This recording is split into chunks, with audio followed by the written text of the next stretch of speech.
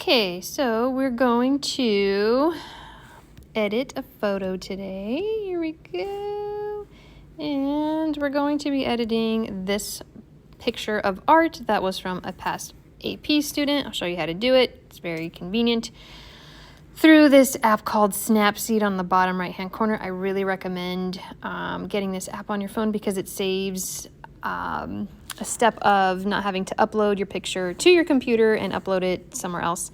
Now, I've done this 2 times because I've recorded things wrong, so third time should be a charm. So to do this, you're going to open an image, and you can look through the images on your device, and there it is, convenient for me, thank you. First thing we want to do is simply, this picture is not rotated correctly, it's not in the right orientation, so we're going to go to Tools, and we're going to rotate this thing so that it's how we want it to look with its orientation. AP website will not allow you to do this, so you have to do it here when you're cropping and editing. So click the check mark on the right corner, and next is we need to crop this down because see all that nasty stuff in the background, the floor, we don't want to see that. So we go to Tools again, Crop. Okay, we're going to crop as closely as we can to the edges of the piece. Now Dean's piece is quite distorted because, not distorted, but warped because he did this on cardboard, and it kind of bent and warped as he was working with it. Try not to cut off any of the art piece. I just cut off the tiniest little corner, but that'll be okay. And check mark on the bottom right corner again.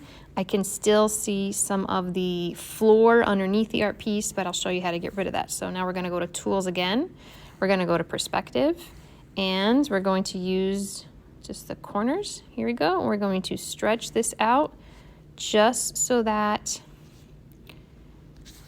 the art piece fills the space. Okay, and I usually stretch from every corner just slightly.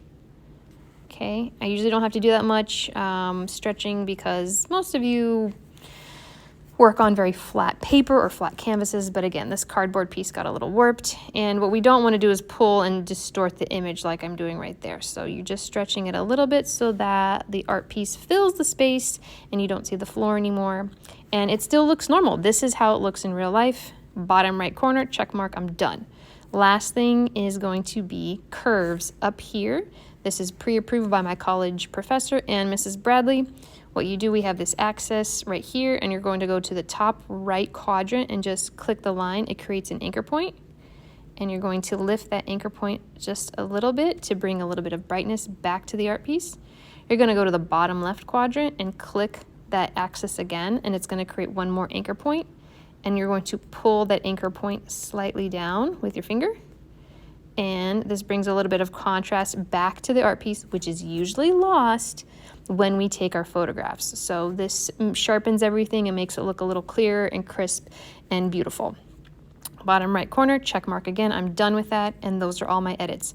I rotated, I cropped, I pulled with perspective to get to even everything out and get rid of the background, the floor underneath the picture and get rid of that, and then curves.